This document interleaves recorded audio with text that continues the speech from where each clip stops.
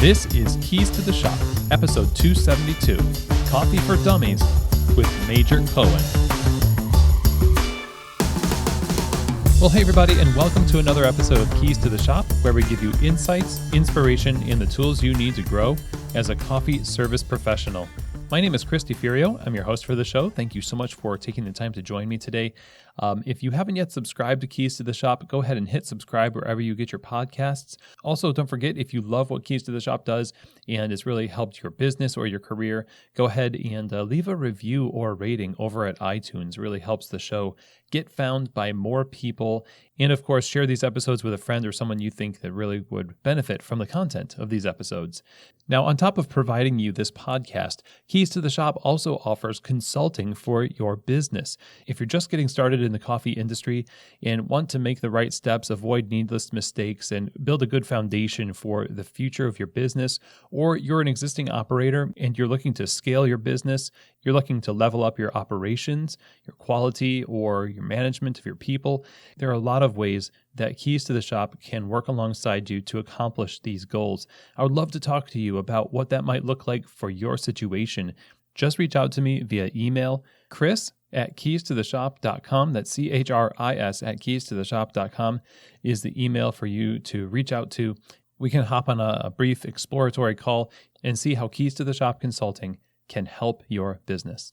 Now, today's episode is brought to you by Prima Coffee. Prima Coffee is one of the world's best specialty coffee equipment suppliers, and what makes them one of the best is not just that they curate the best equipment from around the world, but they also work very hard to match you with the right equipment for your business and for your needs. And it's really huge because, getting equipment for your business is no small task, and it can be pretty intimidating. And working with Prima Coffee takes the intimidation out of the process, whether you're looking for coffee grinders, brewers, espresso machines, or even things like under-counter refrigeration. They've got you covered at Prima Coffee. Now, Prima Coffee is giving a 5% discount to Keys to the Shop listeners who use the code KEYS5 at checkout. That's keys and the number 5 at checkout. 5% off your entire order over at prima-coffee.com. So that's a huge offer. Definitely take advantage of that. And again, if you're looking for amazing commercial coffee equipment and great service to go along with it, then I highly recommend that you work with Prima Coffee. Today's episode is also brought to you by the Pacific Barista Series.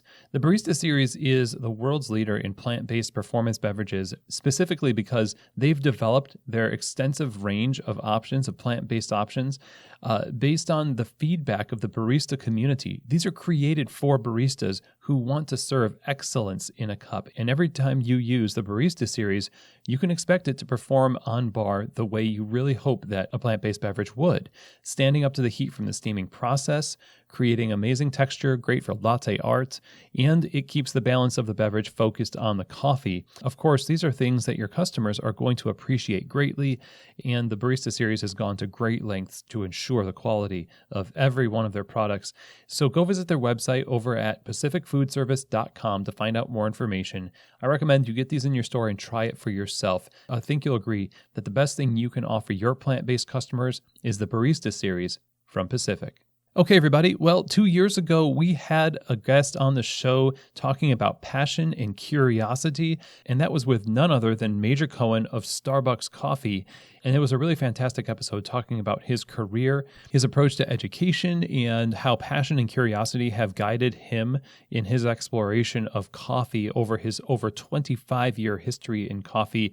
Before going into coffee, Major was a photography teacher at the high school level for 20 years. And he carried over that passion for teaching and education over into coffee, which was his second career, where he began as a barista in 1995 with Starbucks. And of course, using his passion and curiosity for coffee and business, after 8 years and 5 roles, he was invited to move to the headquarters.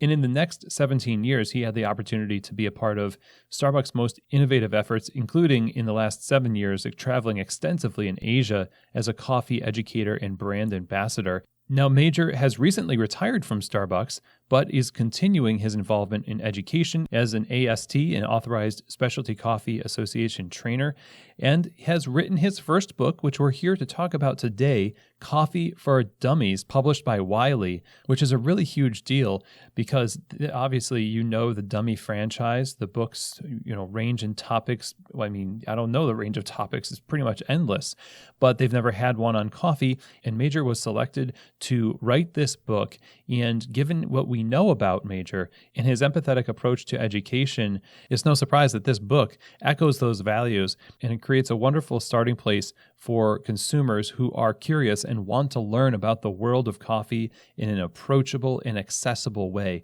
And so I'm thrilled to have Major back on the show. We're going to talk about how the book came to be, how it's arranged, why the content is the way it is, some of the most impactful parts of the book.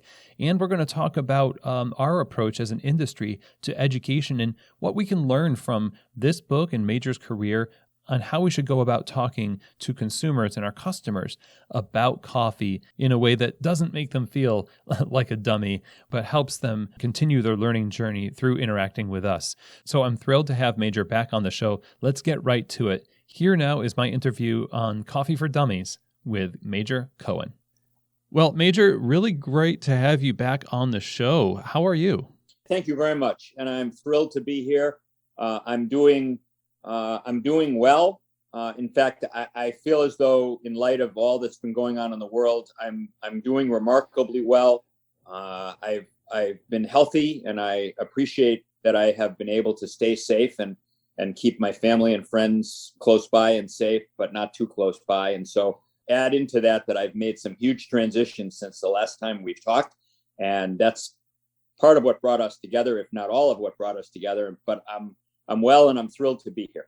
Yeah, you've had a lot going on in the last 2 years since we last talked, and this book is one of the results of that whole kind of evolution of your career. And you spent so long in education. I mean, this is your life, and I'm excited to talk about this book because it encapsulates so much of what you have invested into people over all of those years. But I think a great place to start would just be to talk about how this book came together and how it was sort of the end of this process of transition that you've been going through for these last 2 years. Fantastic. Thank you again for the opportunity. It's sort of consistent with my life, and anybody who was a listener when we did the Passion and Curiosity audio 2 years ago understands that that's who I am. I'm a really passionate and really curious person, and I had, as time had gone on, begun to think about what will the end of my working career look like. As we celebrated my birthday when we talked 2 years ago, because we made the recording on my birthday. That's right. 2 years older, I'm about to be 70 years old, and of course, I'm thinking about what does the end of my career look like. At that time, I was working for Starbucks and living in Seattle, but I was traveling to Asia to support coffee education in our markets outside the U.S., along with work that I was doing to support our markets in the U.S. But I was traveling a lot, and I was beginning to think about, did I want to continue to do that?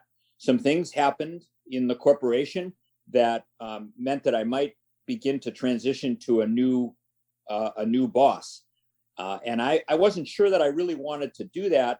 And I hadn't given a huge amount of thought to it. But when COVID hit a year ago, I realized that I was going to be at home in Seattle working.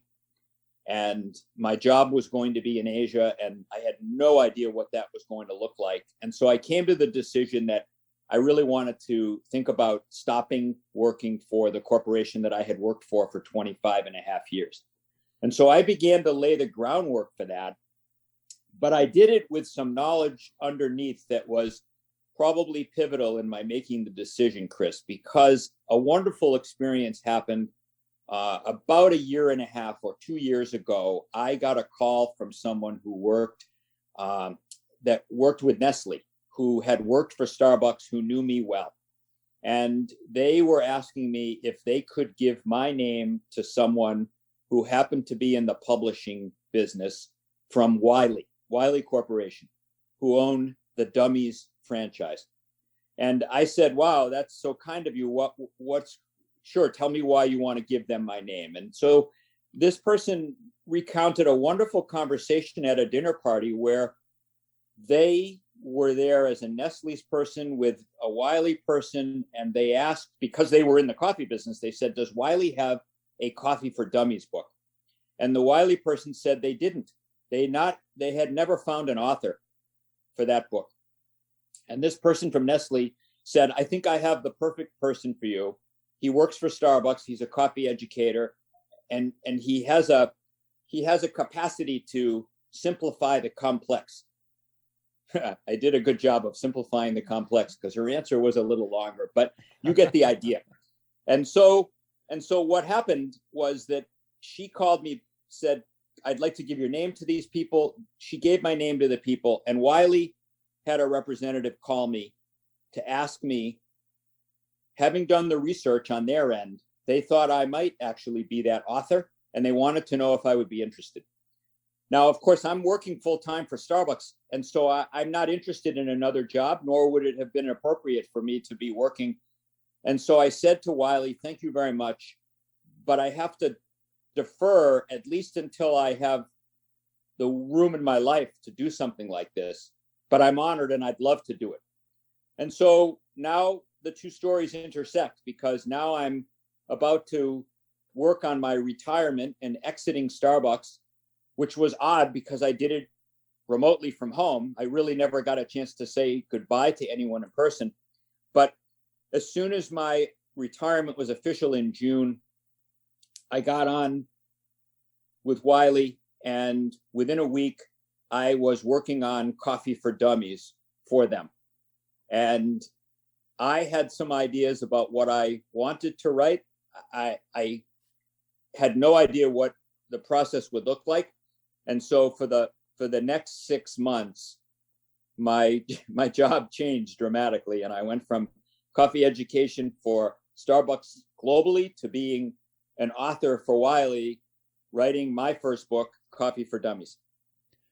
That is incredible. I mean, as we were kind of discussing this beforehand, I mean, this kind of an opportunity, it comes to folks who have really just proved themselves over the years. And if anybody has in the industry, it's you. Oh, thank you. And so it feels like what a great and fitting opportunity. And so as you take that process on, it seems kind of daunting to take what you've got in your head, which is a lot, over the length of career that you've had, and put it into a book that's going to be so widely distributed. Tell us how you went about the process of deciding the sections of the book and sort of categorizing the knowledge that you've gained and learned over the years. Daunting is the word, and it was a huge challenge. And I will tell you that one of the most difficult things that I have ever even approached because of all of that.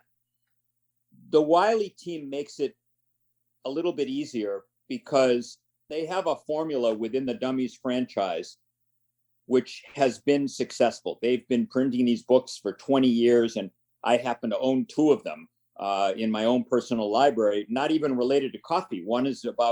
They're both about some kind of computerization. One was Dummies,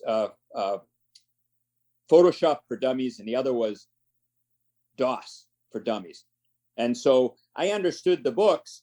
I certainly had no idea of how you go about inside creating it. And so what I did first was to write a table of contents of everything that I thought I wanted to cover in the book. And then I wrote a sample chapter of the chapter that I wanted to write first. And I was given an editor from Wiley, a person that I certainly had never met. We met on a phone call because, again, we're working remotely.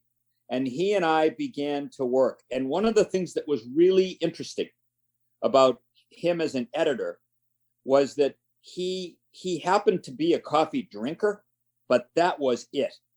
he didn't know anything. And so right away, I'm in that perfect, to me, that was the perfect situation, because I began to think about what did I want my book to accomplish? Who was my book for? And then the Dummies and Wiley franchise has a specific way that they want you to create a Dummies book. And so with my table of contents, that was a little bit easier, because if you and I were to sit here now and list all the things that we would want to put in a coffee book, an educational coffee book, we would come up with a similar list. But there were two things that I wanted in my first book. I didn't even know if a Wiley Dummies book would allow them to be included, but I wanted them in the book because I felt as though I needed to have something in my head that was the differentiator. You and I both know there's some fantastic books about coffee available today. In fact, they're in my library. They're in your library. There's wonderful authors. James Hoffman's book, Mark's book on the history of coffee. There's just so much good stuff out there. So I began to think about, well, what isn't out there? And the two things that I really came to immediately are in Coffee for Dummies to some degree, owing to the Dummies vision. And the first is about the people, because I felt as though the people were under-addressed in many, many books about coffee. And I wanted to talk a little bit about the people and the importance of the people. And the other part was that I'm 70 years old now. I understand something unique about my particular life. I have loved coffee as long as I've been alive. And so I grew up and came of age in exactly consistently with the beginning and the span of specialty coffee. I became a coffee drinker in the mid 1960s. Our business, specialty coffee, really was born then. Right. And so I've lived through the entire 50 or so years of specialty coffee in a really unique way, because I was an avid, passionate consumer who happened to meet George Howell when the world of specialty coffee was beginning.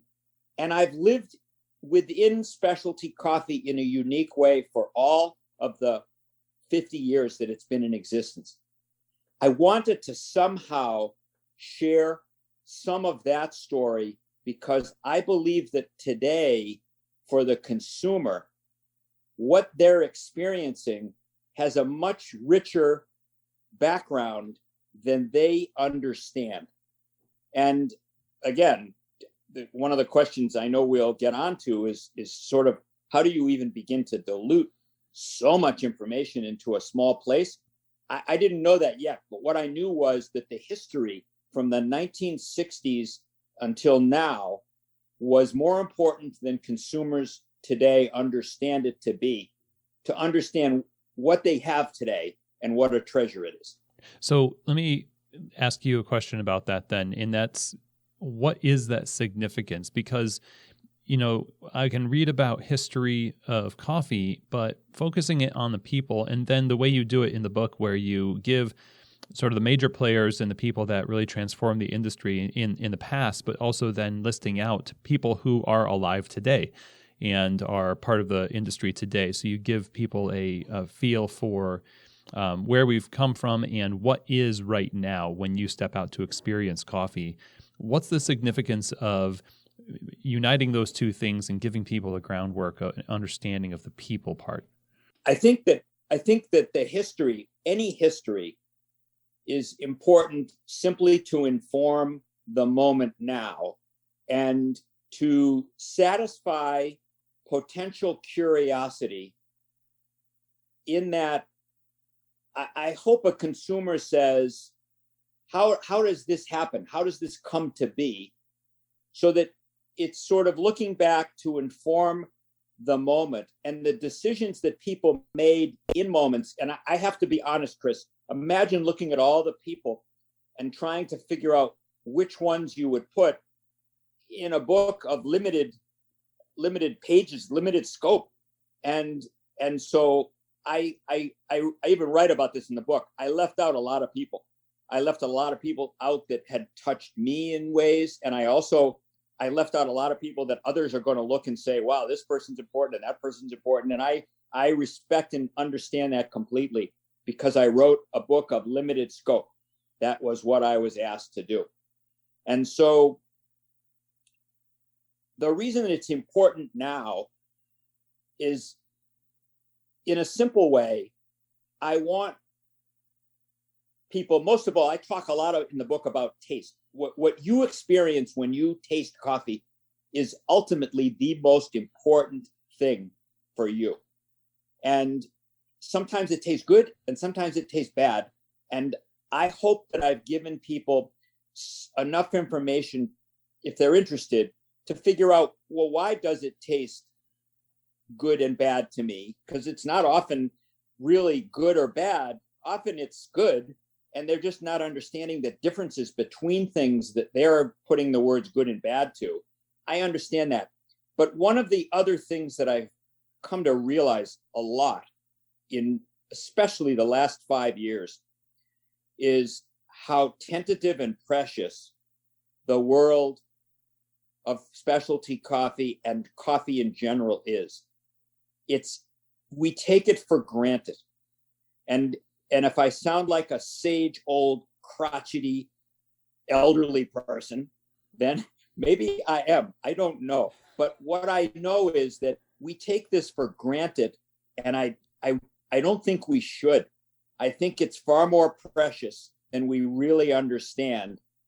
And so within that, for us in the industry, we have a responsibility, because we're getting our livelihoods from this thing called specialty coffee, and that responsibility to the future, to our families, and we own that, and we have to do everything we can to sustain this precious thing. The other thing, though, is that I want the consumer to be a more informed partner with us, because I think it will be easier if we do that. And I believe that they may, if they don't become involved, they may reach a point where they're going to be excluded, because what we sell, specialty coffee, is so precious that it will become too precious for everyone to enjoy. It won't be the easily attained commodity that it sort of is today. And that'll be a rude awakening for many, many consumers if that happens. I don't think it will. I think it's avoidable, but it is also to some degree inevitable, given all the other pressures on specialty coffee and coffee today. And so what I wanted to try to do was to speak to the consumer in a way that the people that I know and respect and love in specialty coffee, and even the ones that don't know me, I wanted them to respect, and I wanted them to respect what I said to the more mainstream consumer, because that's when I started to think about coffee for dummies. I realized that you think about who's your audience. I mean, we think about it every day when we open a cafe. Who do we think are coming in? Who do we want to come in? And so the same thing applies with a book, of course. And then I had to take the guidance from Wiley, because it's their book. They're the publisher. They've engaged me to write it, and I have a clear sense of what I want to write. With those restraints on the book itself, sounds like you were forced to distill all of these things into manageable and understandable. Not that you weren't going to, because that's what you were known for, right? And so as you're talking about, what to write to the consumer, I guess the whole point of a Dummies book is not to make people feel like a dummy, but to help fully inform them. And so as you're talking about alienating people with how precious coffee is, I couldn't help but think how including present day and speaking to them as a part of that story that's still going on helps disarm the unapproachability of something that becomes too precious when it's outside of you. But if you're part of it as a consumer, you begin to see it as yours and therefore something that is attainable. Yep. Great. Yeah. So the point of the book uniting those two things, like informing people, including them, and giving them that sense of how precious this is, really amazing. And when it comes to the information part of it, I mean, we're big on this in specialty coffee. We want to tell people everything about coffee, right? That's for sure. It's TMI overload.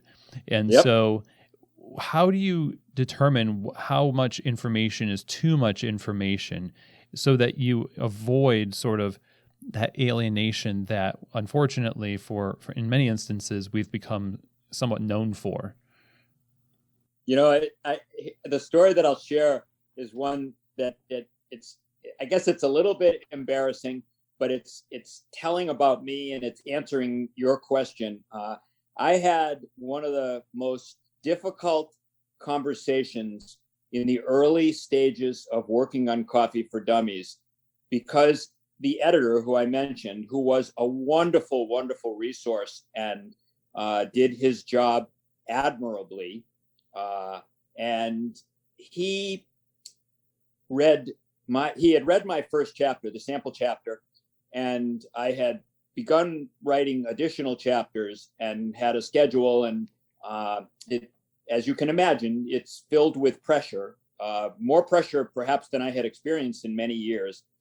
But I got on a call with him one day and I could tell that he was trying to tell me something that he wasn't having an easy time sharing. And basically what I had done was exactly what you described with TMI, too much information.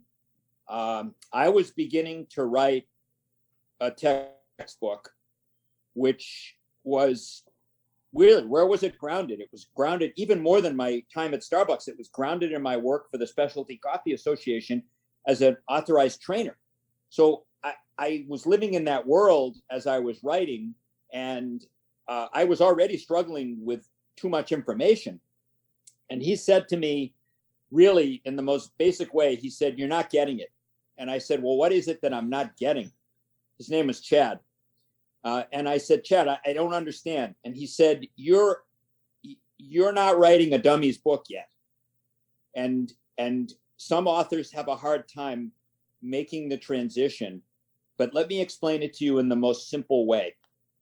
The book that you're writing for us, that will be Wiley's Coffee for Dummies, has to sound as though you are sitting at home in your kitchen with a group of friends or a group of people that you might not even know, and you're just having, in this case, coffee together, and you have to speak in that voice. You have to speak in a voice that is familiar. You have a good sense of humor, Major, so you should share some of that sense of humor. Let me be the one who edits that back to be more serious, or more appropriate, if it is, whatever you want to say. But that was a huge lesson for me, and it almost lifted off of my shoulders the pressure of trying to sound different than I was. One of the things that I'm so proud of is that for really 25 and a half years, I've been communicating about coffee in a way that was at least understandable by most of the people that I was communicating with. I had been praised for that, and I really I loved that. And so once I knew that, I began writing in a completely different way, and it completely changed what I would have written if I hadn't had them as Wiley, being them, and Chad. That was my input. And so I got it. At that point, it became much easier to write. And I did a lot of research. I I continued to kind of think about how do I keep it simple, and I never wanted to do something that would limit or damage the credibility, because it was too important to me that the book has to be credible, or else it's not a book. It's not worth anyone's reading. And so I really feel like I've been able to balance that. And I know that I left so much out, but what I tried to do was not to leave out the things that were important, and at the same time infuse a great deal of it with personal input, so that it did seem like that kitchen table conversation, but taken to a new level. And I guess that's what I'm hoping. The book's been out for 14 days. It seems to be, so far, it's been well received. I've received some really lovely comments from people who know me, and I've received some from people who I don't even know, which is quite gratifying. And so it's too early to tell, but I feel good about where we are thus far. Well, yeah, I would say it's probably the ultimate book for being approachable to the average consumer who wants to know more about coffee. Would do very well to read this book, for sure. Well, thank you. Yeah, and the question I have is, when you say important information, now what I might consider important, or in a group of coffee geek friends, that it's important. This is really important that you learn about TDS and all this other stuff. Yep. All right.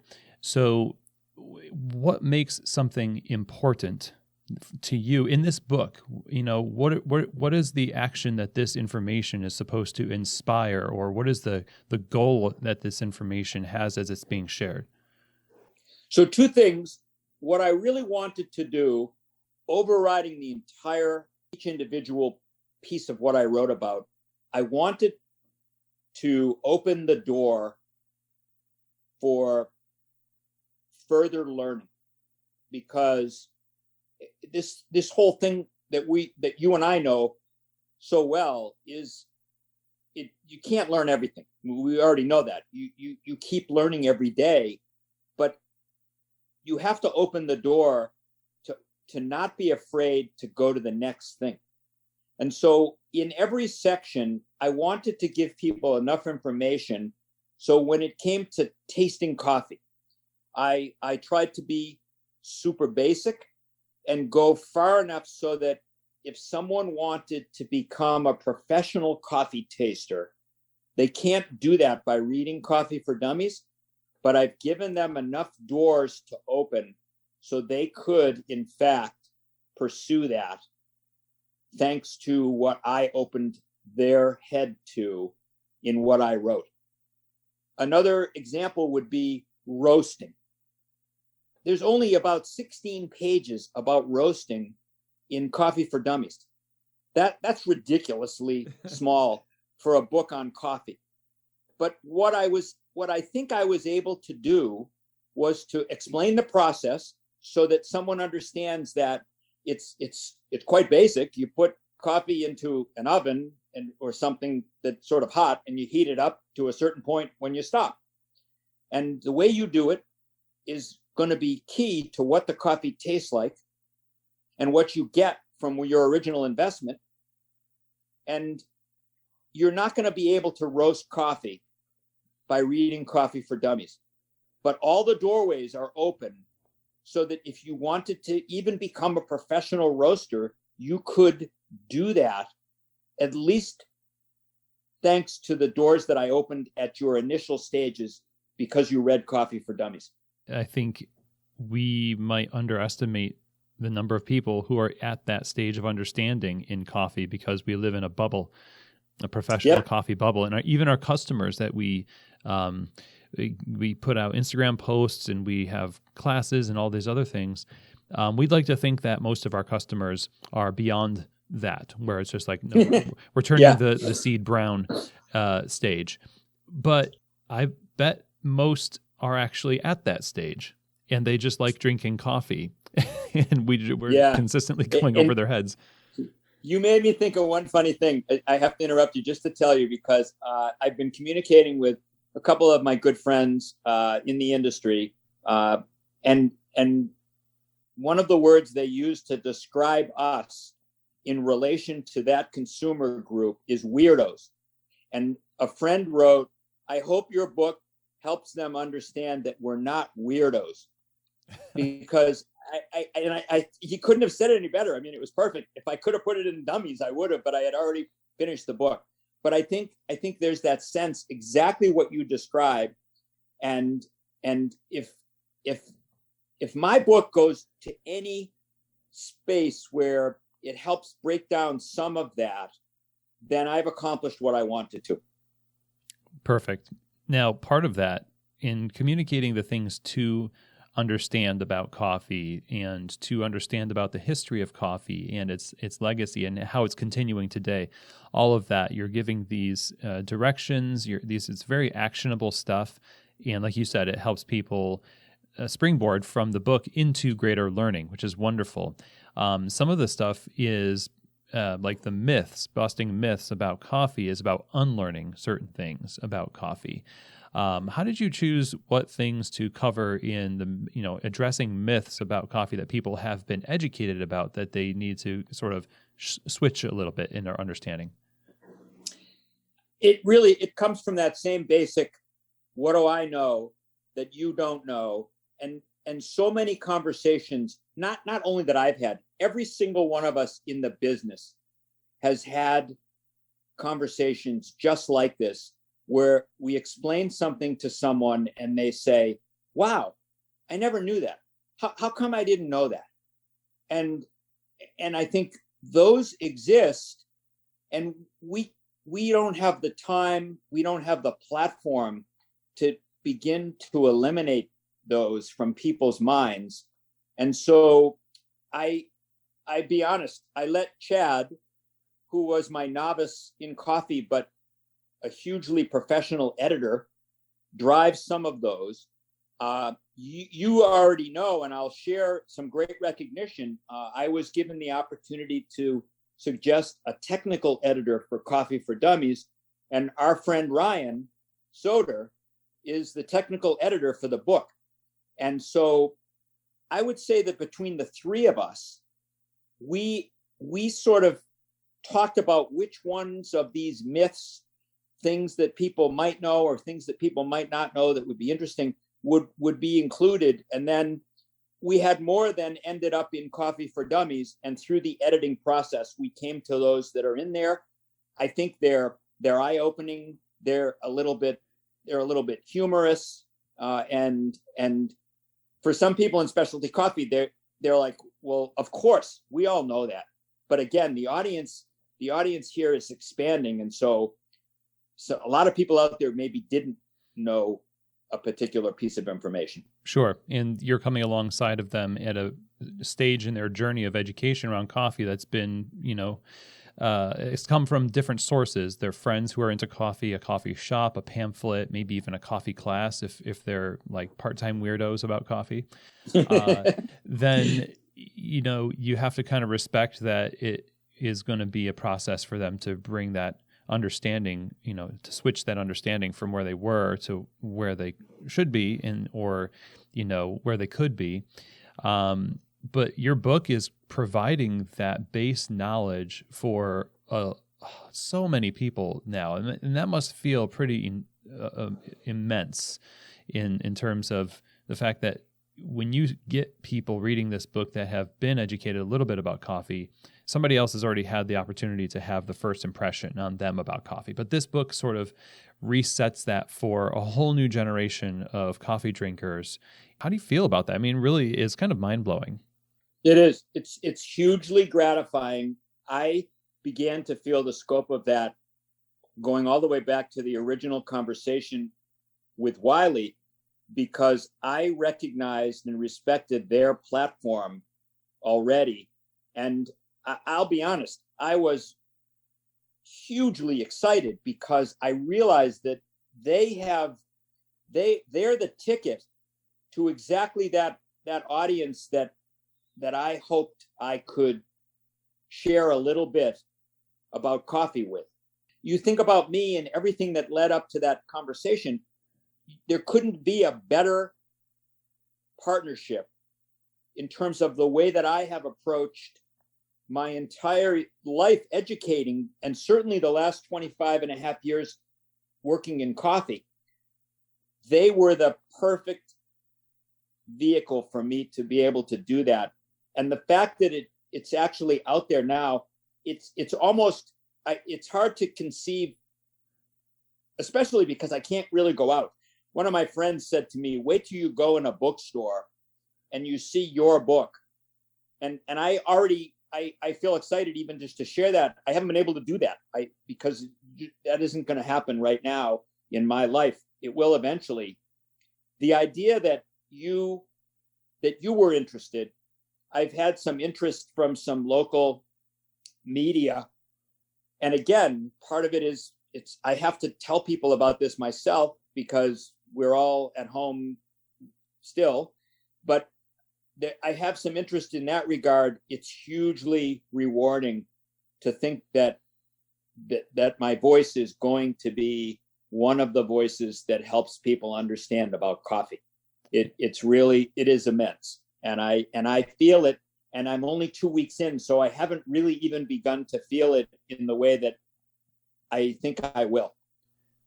It's incredible. Yeah. And sometimes I like to sit back and think about right now the number of coffee shops who are having interactions with customers in the world right now. The conversations they're having with their guests about a bean or a drink or whatever. And that reach, ultimately, the distributed members of the specialty coffee community that are public facing, they are the ultimate voice, to the consumer. And how you've voiced specialty coffee in this book is a great lesson for us in terms of how we might approach those conversations, because we have that opportunity in a similar way collectively as you have with this book. And so I guess bringing this to sort of a industry focus, what do you advise us? How should we strike a balance between being practical and informative and just sort of, I don't want to say educating the customer, but approaching the topic of coffee with the consumer in a way that's both welcoming and equipping? You've characterized what is our responsibility. And I shared a little bit about it earlier in our talk today. We have a responsibility for our own livelihood, for the livelihood of everyone who works in the supply chain, up and down, all the way back. We say this so often, all the way back to the people who grow and process, who plant the original coffee for us. There's a huge responsibility. At Starbucks, we always called it the last 10 feet. That's appropriate, I guess, if you think about it.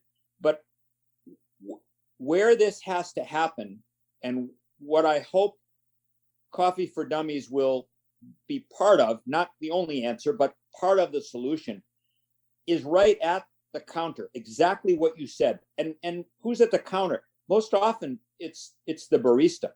And I've shared this with you before, and I'll share it again here. I have the absolute utmost respect for an underappreciated population that is the barista, the men and the women who are serving coffee, who, as I said, they're underappreciated. I hope that this Coffee for Dummies might be something that will spur them to be able to think simply in a passionate and compelling way about something related to coffee that they're sharing with a customer, so that the conversation can at least happen. And what happens next? The doors get open. That's exactly what I hope will happen. And it happens again the same way at the counter, but it has to start in a simple way. How many times have we looked at a customer, given an answer, and they either roll their eyes, so they're already confused, or you think, oh my God, they're already rolling their eyes and they're not showing me. But it's because we have a tendency to try to give them everything we can in this brief moment that we have. And I think it's much more impactful if you simplify and put yourself in their shoes really for a second and think what's the easiest thing. And what I try to do in Coffee for Dummies is to do that. What's the most important thing to the consumer? The taste. How did you like the taste? Boom. That conversation has now led us into, well, chapter after chapter of what goes into making the coffee taste the way that it does. If you think about what is the consumer's hope, it's that they have a experience with, if it's coffee, that it tastes good, and that somehow they walk away with a smile or a feeling that somehow this interaction has uplifted their day, has improved their day in some way, whether it's informational, whether it's interest. The barista actually took an interest in me. Well, that's a good thing. But whatever we do, that becomes the hook, because if they like the taste and they appreciate the experience, they're going to come back for more. And when they come back for more, we've built a relationship. And in our case, in specialty coffee, we've built a business, because they come back more and more and more for that experience. Sometimes it's laden with information. Sometimes it's so simple that you almost don't even get to talk, but it's got a consistency that brings them back because they feel good about everything that they're experiencing. Learning, taste, relationship, sense of community, all those things that go into it. Yes, yeah, that community and having faith almost that you're going to have another chance to be able to interact with this person instead of just putting it all into one interaction, and having that patience of that process, and sort of being steadfast in that over the years. It's fun to be in the industry for a long time and see the evolution of certain. If you work in a business long enough, as a barista long enough, you'll see certain customers start to evolve in their tastes or in their understanding and their confidence and things like that. It doesn't really happen in the short time span that we would like it to. And what you've said is just the perfect way to encapsulate it. And I think your career, your ethos and education, and certainly this book is a great example for us to follow and be inspired by with our interactions with customers. And so I definitely recommend people pick this book up and send it to your family and friends. At least before Thanksgiving, you try to brew your special coffee for them. Right. How can we find more information about this book and get it for ourselves? Wow. Well, of course, the number one bookseller in the world, Amazon, has the book, and all online booksellers are selling the book. One can buy the book from Wiley at www.wiley.com. I can provide all the links for the book, because it's widely available as of March the 3rd. There is a Kindle version. There's some online content that I've been providing Amazon, and I hope to continue to give more information as time goes on. I'm going to do an event with Rochester Institute of Technology, and I'll make sure that you're aware of that, Chris, so we can send word out to the listeners if they're interested in more information. But it's as I said earlier, it's hugely gratifying because it's out there in the world now in a big way, and I'm immensely proud. It is, as you have said, it's a nice moment to have come to in a long career. I'll share one thought as I know we're getting near the end, because it's becoming increasingly important to me, and I've said this a number of times speaking publicly. You never really think about what does it look like when you come towards the end of a career, not in the middle or the beginning of it anymore. And I understand now that my time is limited, and that the people that I'm talking to in this regard, it's coffee and it's about the future of coffee. It's in their hands now. And so what I hope I've done in Coffee for Dummies is to put something in their hands that makes that makes that future a little bit easier and makes that future a little bit more solid than it might have been had I not been able to be me here or to be me writing the book. And that's, again, that adds to that gratification.